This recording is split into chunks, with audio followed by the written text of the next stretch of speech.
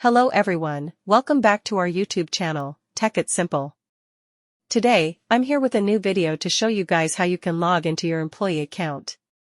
First of all, just go into any search browser that you use and go to its search bar.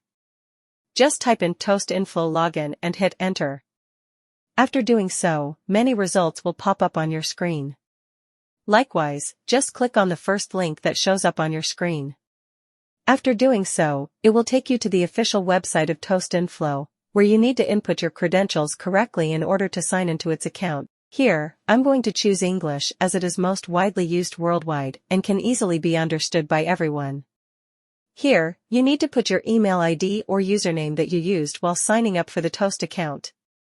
So guys, after putting your correct email or username, just hit next.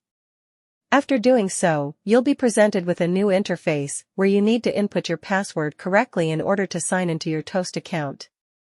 So guys, that's how you sign into your Toast employee account. I hope you guys found our video helpful. If you do, make sure to leave a like, subscribe to our channel, and hit the bell notification.